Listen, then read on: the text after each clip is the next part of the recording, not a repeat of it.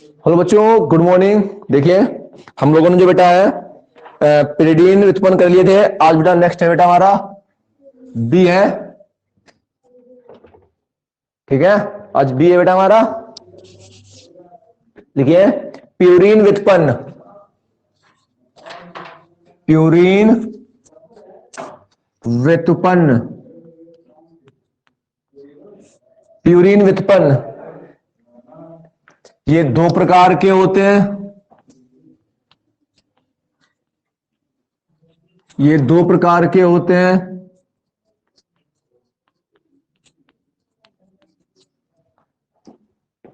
ये दो प्रकार के होते हैं। चित्र बेटा बना लो बस, फिर आप भी बना लो। थोड़ा रुक जाना 1 मिनट, ठीक है। पहले मुझे बना लेने दो, उसके बाद बेटा आप लोग बनाना, ठीक है।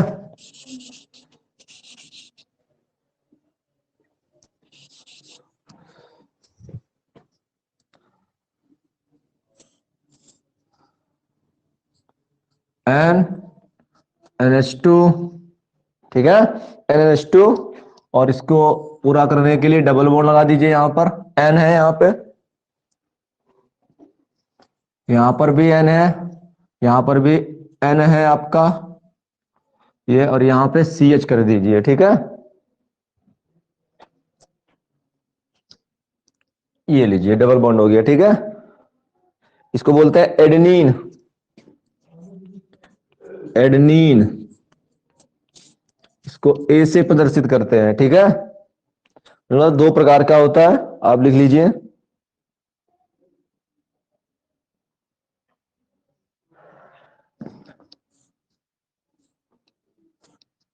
ये फर्स्ट टाइप का था, ये दूसरा टाइप का ले रहा हूं मैं।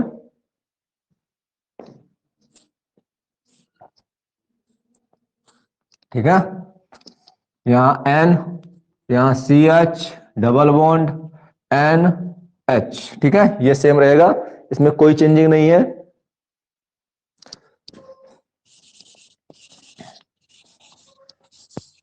यहां करते हैं क्या क्या यहां पे है।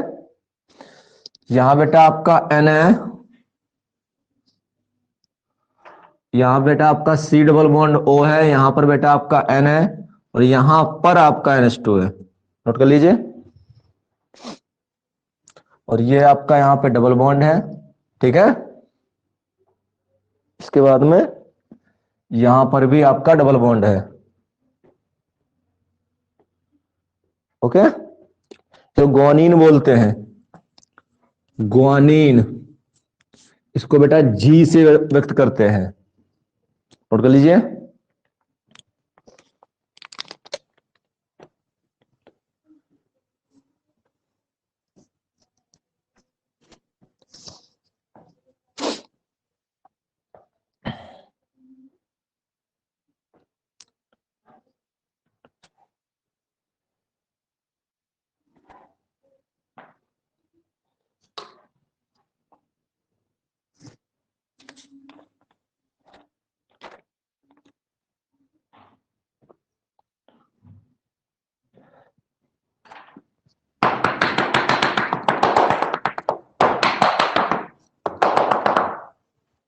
हो गया, चल आगे देखिए।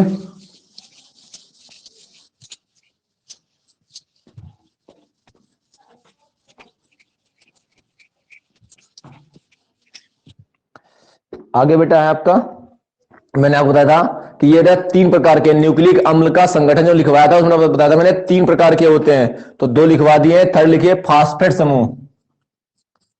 थर्ड है फॉस्फेट, फॉस्फेट समूह। इसमें आपको मैं केवल चित्र बना के दिखा देता हूं, बाकी और कुछ नहीं है। इसी को बेटा बोलते हैं फॉस्फेट समूह, ठीक है। इसको बोल, ये बेटा फॉस्फेट समूह, फॉस्फेट समूह, ठीक है। PO4 3- होता है, ठीक है। PO4 3-। नोट कर लीजिए।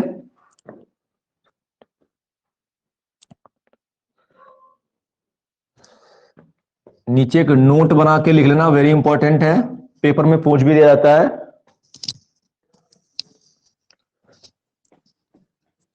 थाइमीन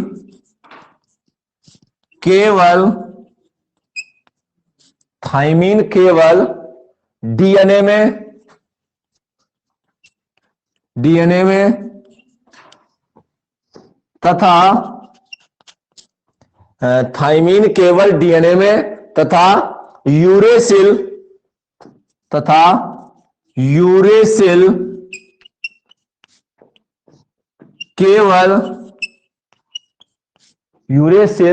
केवल आरएनए में पाया जाता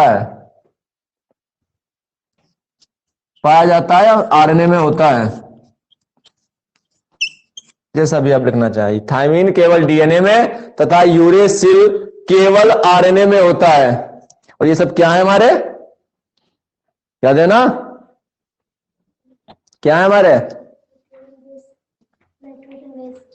हाँ,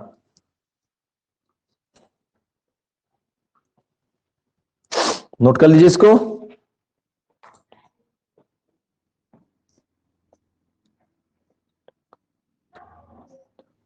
हो गया, चल मिटा दें इसको। अगली हेडिंग लिखिए,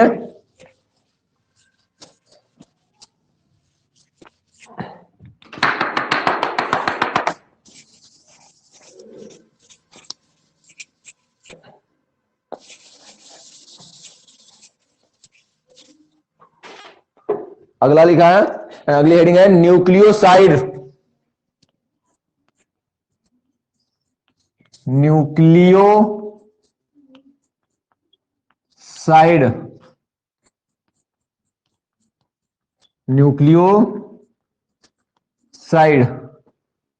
ये है आपकी हेडिंग न्यूक्लियोसाइड। ऐसे लिख, आपको समझा देता हूं, ऐसे ही आप परिभाषा लिख लेना, शर्करा प्लस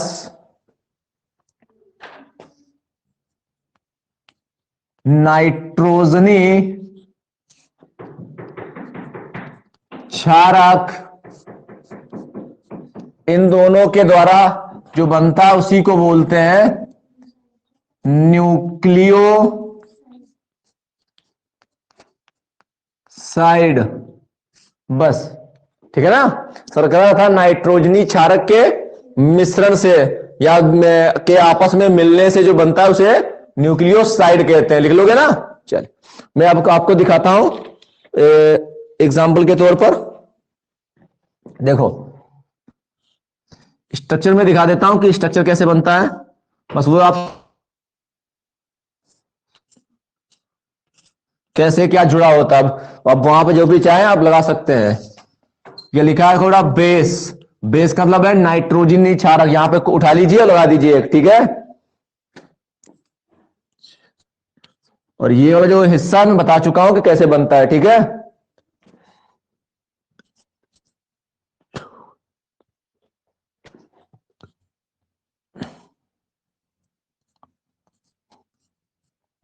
ये हिस्सा मैं बता चुका हूं कि कैसे बनाना है, ठीक है ना। हो गया पूरा, 26 लगा देना है आपको। इसको बोलते हैं राइबो न्यूक्लियोसाइड। राइबो न्यूक्लियोसाइड, इसको बोलते हैं राइबो न्यूक्लियोसाइड। मैंने आपको एक स्ट्रक्चर और दिखाया था, कहा था बिल्कुल सेम होता है।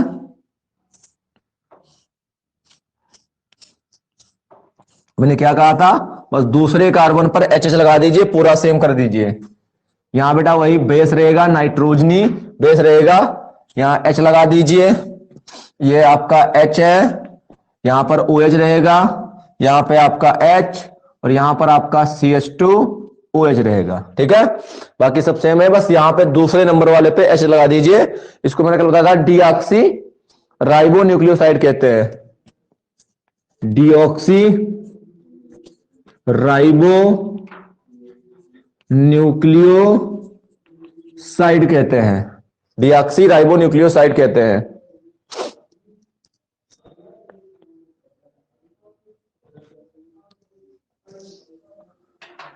तो सिंपल सी चीजें बेटा है। दूसरे नंबर पे बेटा आपको बस एच कर देना है, डीऑक्सी राइबो न्यूक्लियोसाइड और राइबो न्यूक्लियोसाइड, इतना ही अंतर है बस, और कुछ नहीं है। प्रश्न लिख सकते हो, शर्करा तथा नाइट्रोजनी क्षारक के मध्य बने बंध को न्यूक्लियोसाइड कहते हैं, ठीक है ना। किसके किसके बीच, ये नाइट्रोजनी क्षारक है, बेस मतलब क्षारक होता है ना, ये नाइट्रोजनी क्षारक और ये है जो आपका ये शर्करा है, इसके मध्य जो बॉन्ड बनता है ना उसको कहा जाता है न्यूक्लियोसाइड।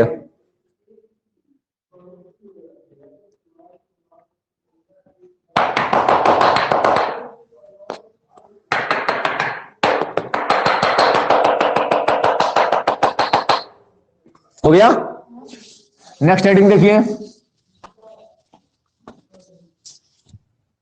नेक्स्ट बेटा आपकी हेडिंग है न्यूक्लियोटाइड।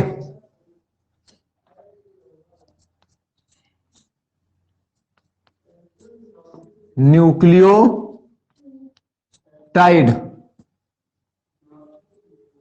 न्यूक्लियोटाइड नोट कर लीजिए, न्यूक्लियोटाइड।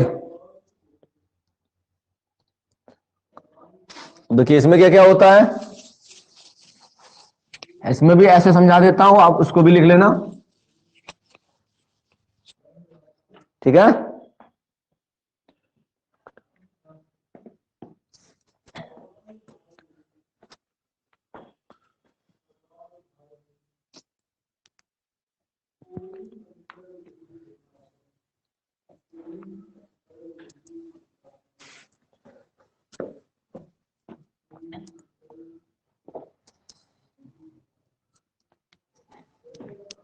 एक मिनट जाइए,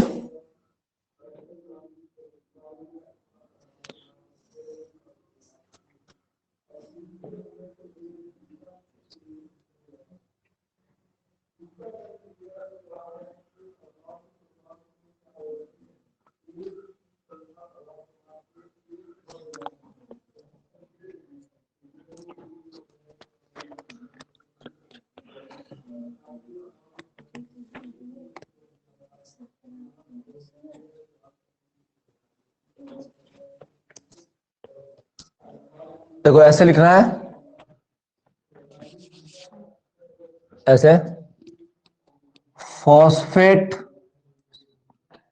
फॉस्फेट, फॉस्फेट, शर्करा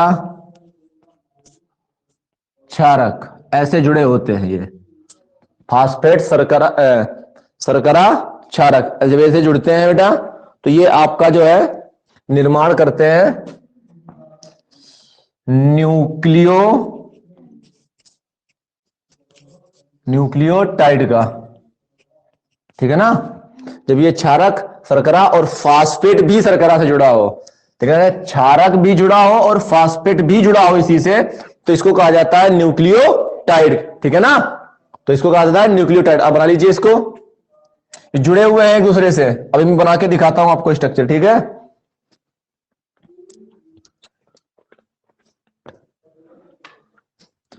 इसके जगह लिख देना न्यूक्लियो न्यूक्लियोसाइड, न्यूक्लियोसाइड प्लस फास्फेट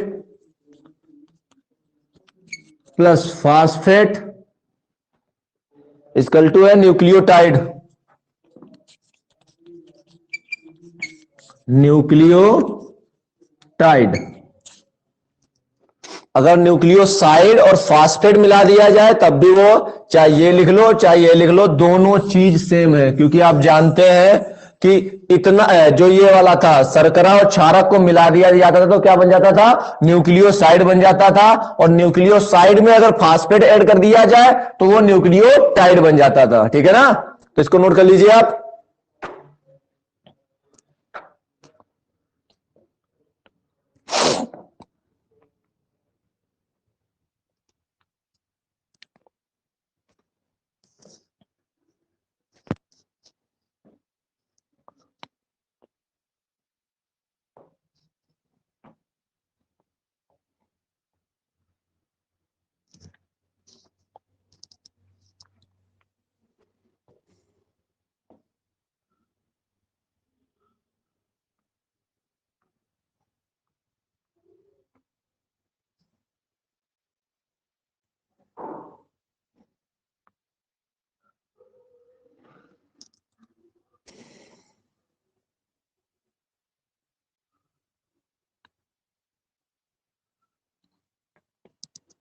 हो गया। चल आगे देखिए,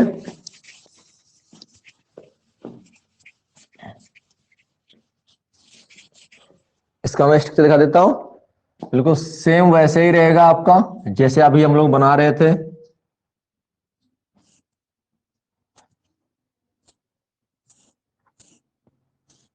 ये लीजिए, हो गया। यहां से आपको क्षारक लगा देना है, यहां पे कोई H H O H H O H H, और यहां पे जो बेटा है आपका CH2 जो था उसके साथ में यहां पर आपको फॉस्फेट लगा देना है। तो मैं सीधा लिख देता हूं, यहां पर जो भी है उसी के साथ में आपका फॉस्फेट जुड़ जाएगा। बस जोड़ दीजिए फॉस्फेट सीधा यहीं पर, ठीक है। यहां पर उसके साथ जोड़ दीजिए फॉस्फेट, ये आपका जो है न्यूक्लियोटाइड बन जाएगा। चाहे तो उसको बना सकते हैं।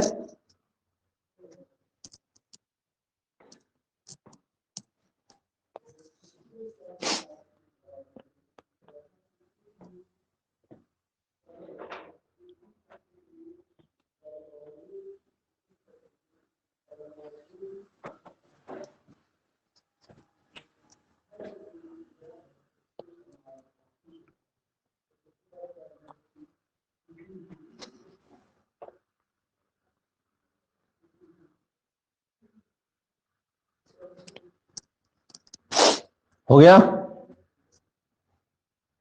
हो गया। चल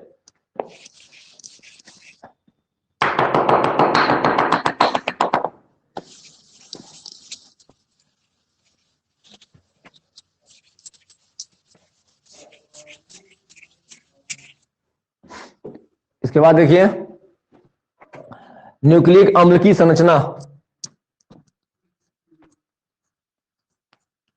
न्यूक्लिक अम्ल की संरचना,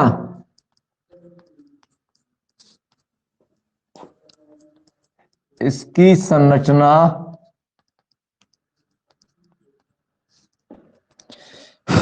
इसकी संरचना दो प्रकार की होती है।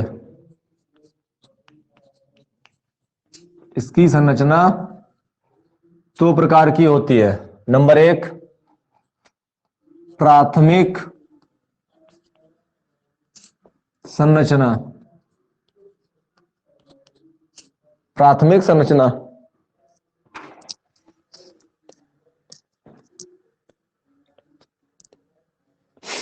प्राथमिक संरचना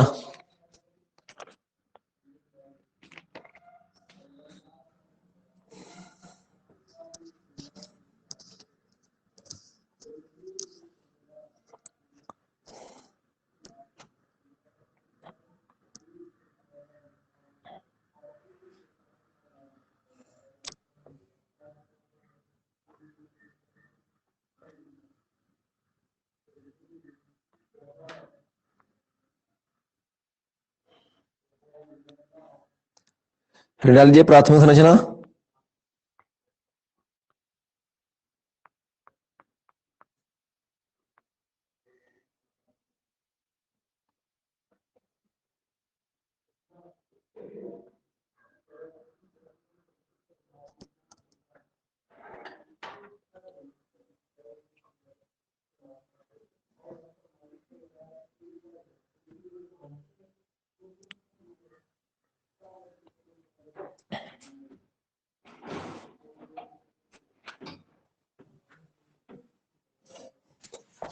नोट हो गया सर।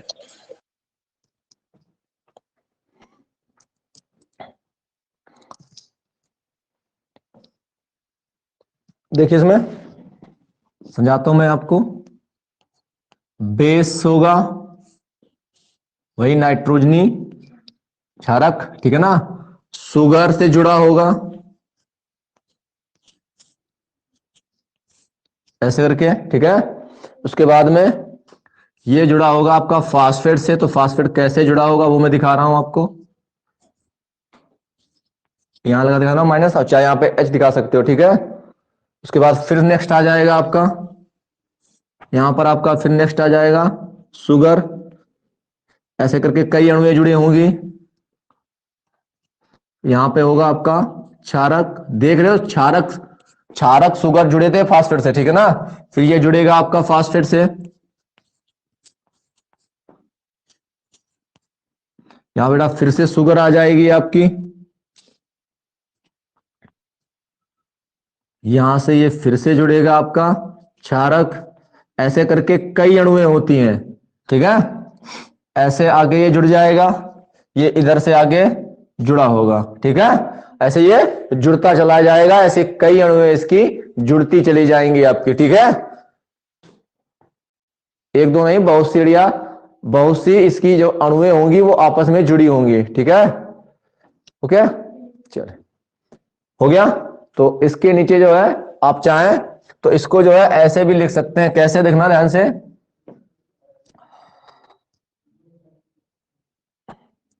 यहां पे क्षारक, फिर उससे जुड़ा था सुगर, और उससे जुड़ा था फॉस्फेट।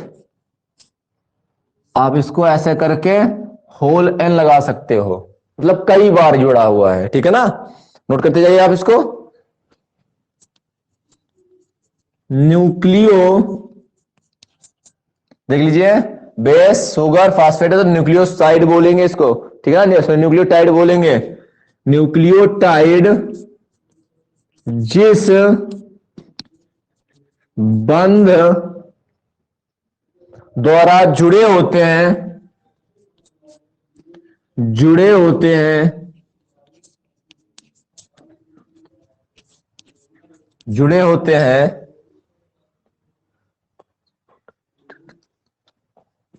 जुड़े होते हैं, उसे फॉस्फो, उसे फॉस्फो डाई एस्टर, उसे फॉस्फोडाई एस्टर कहते हैं। अब बाकी का लैंग्वेज लिखना है तो बेटा आप अपनी बुक से लिख सकते हो।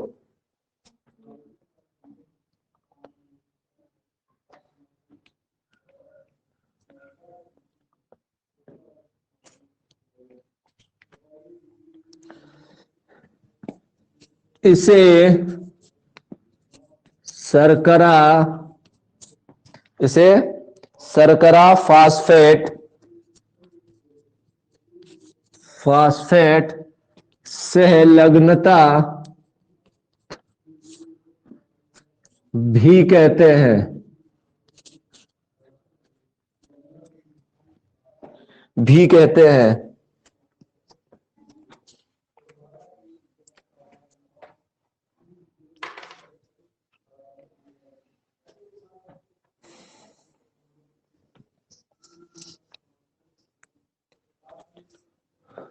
हो गया।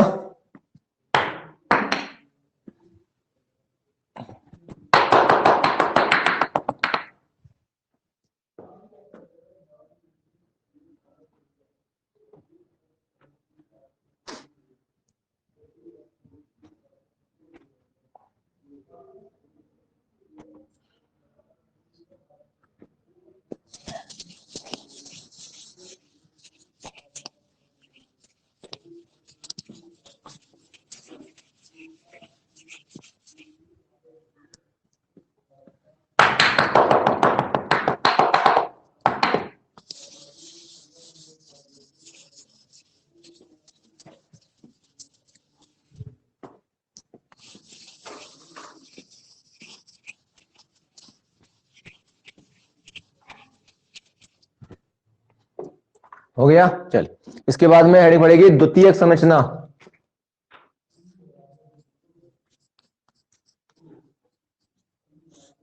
द्वितीयक संरचना,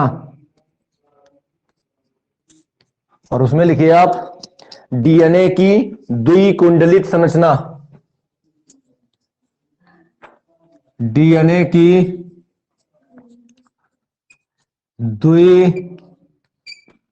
द्विकुंडलित संरचना, डीएनए की द्विकुंडलित संरचना।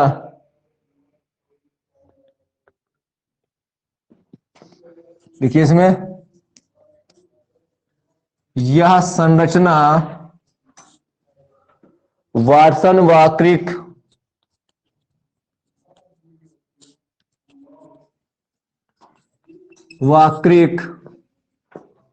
नामक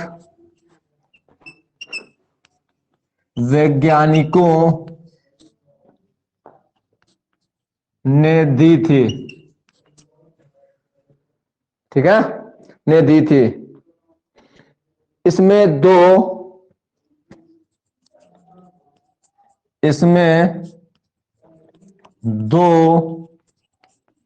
पॉली न्यूक्लियोटाइड श्रृंखलाएं आपस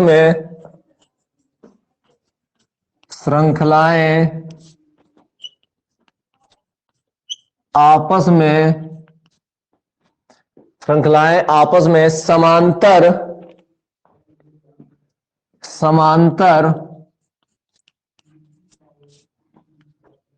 होती हैं,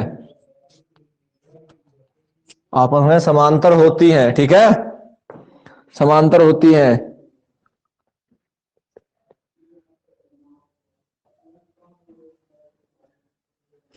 एक श्रृंखला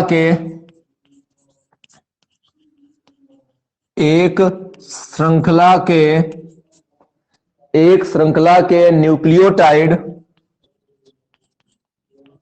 न्यूक्लियोटाइड शर्करा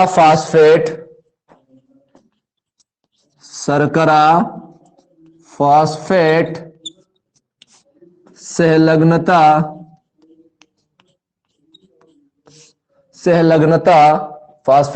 संलग्नता द्वारा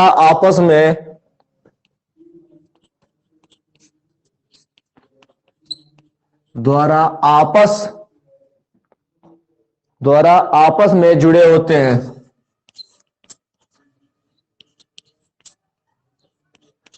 जुड़े होते हैं। दोनों श्रृंखलाएं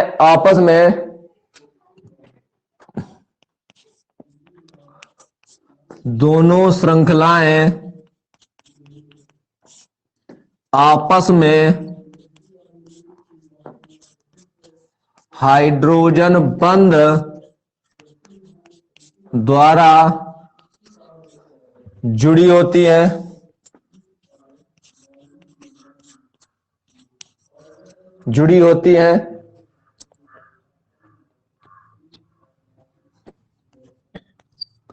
साइटोसिन व ग्वानिन के बीच 3 हाइड्रोजन बंध होते हैं।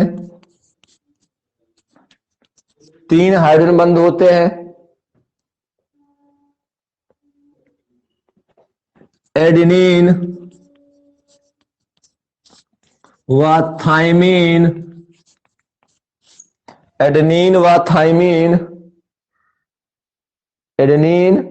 थाइमीन के बीच 2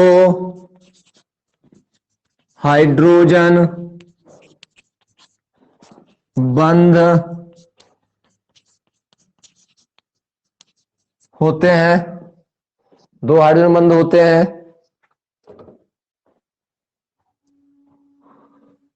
शर्करा के अणुओं के बीच की दूरी शर्करा के अणुओं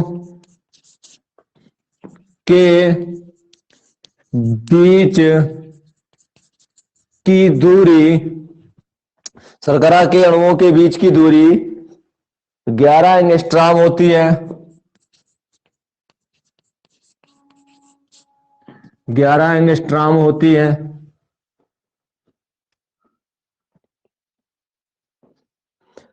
हो गया। आगे देखें, डीएनए अणु का व्यास 20 एंगस्ट्रॉम होता है।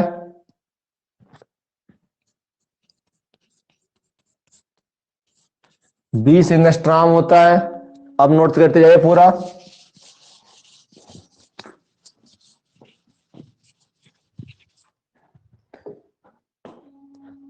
एक पूर्ण चक्र की दूरी, एक पूर्ण चक्र की दूरी दूरी 10 जोड़ी, 10 जोड़ी क्षारक की बात कर रहा है वो। एक पूर्ण चक्र की दूरी मतलब 10 जोड़ी क्षारक की बात कर रहा है। 34 एंगस्ट्रॉम होती है। 34 एंगस्ट्रॉम होती है।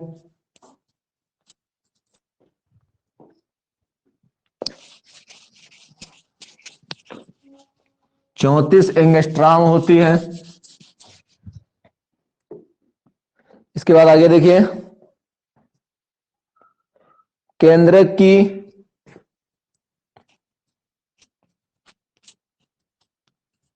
केंद्रक की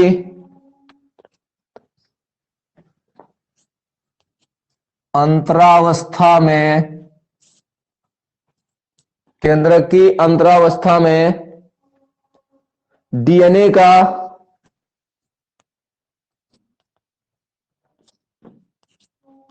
रेप्लिकेशन रेप्लिकेशन होता है।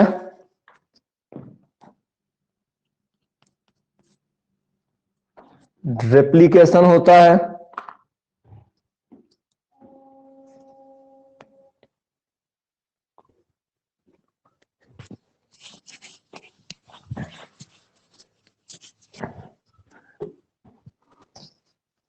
डीएनए के एक पिकोग्राम डीएनए के 1 पिकोग्राम की लंबाई 31 सेंटीमीटर होती है। 31 सेंटीमीटर होती है। 31 सेंटीमीटर होती है। पिरिडीन व प्यूरिन पिरिडीन व प्यूरिन पिरिडीन व प्यूरिन क्षारकों का अनुपात, क्षारकों का अनुपात 1:1 होता है।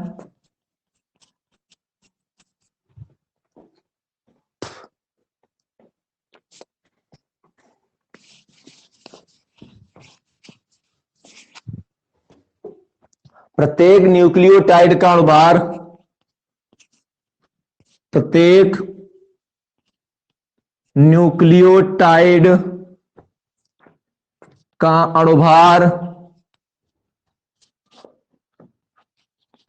600 होता है। 600 होता है।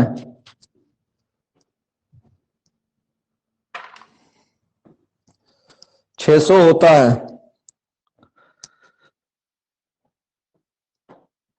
नोट कर लीजिए इसको।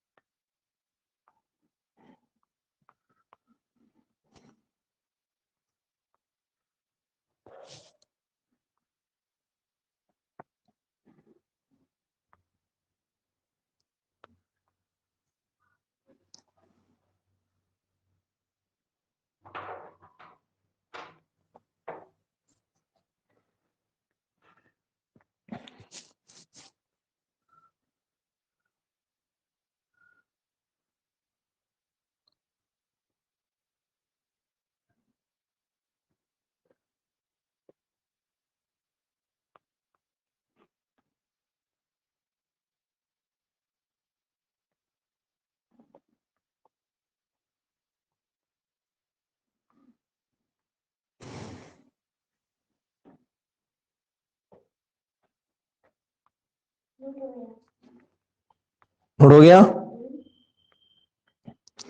इसका बेटा जो है चित्र बनेगा आपका, आपकी बुक में बना है, फिर भी ऐसे दिखा देता हूं आपको। ऐसे करके बना होगा, ठीक है ना? ऐसे करके बना होगा।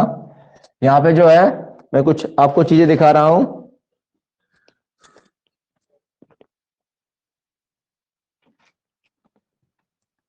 जैसे कि यहां मान लीजिए ऐसे जी लिखा तो मतलब ग्वानिन हो गया, ट्रिपल बॉन्ड सी लिख दिया तो साइटोसिन हो गया, ठीक है ना? इसीलिए ने कहा था इनके प्रतीक याद होने चाहिए। जी का मतलब ग्वानिन है और सी का मतलब साइटोसिन है। इनके बीच ट्रिपल बॉन्ड लगा हुआ है तो ट्रिपल बॉन्ड से जुड़े होते हैं, ठीक है ना? फिर उसके बाद में ए एडेनिन मतलब थायमिन मतलब जैसे, ठीक है ना? ये ऐसे जुड़े होते, तो ये आपका चित्र बना होगा, या आप बना लेना अपनी बुक से देख के, ठीक है ना? नहीं है तो आप बता देना, मैं ग्रुप पे डाल दूंगा, ठीक है? ओके ना? चले, बाकी इसके नेक्स्ट वीडियो में करेंगे। धन्यवाद।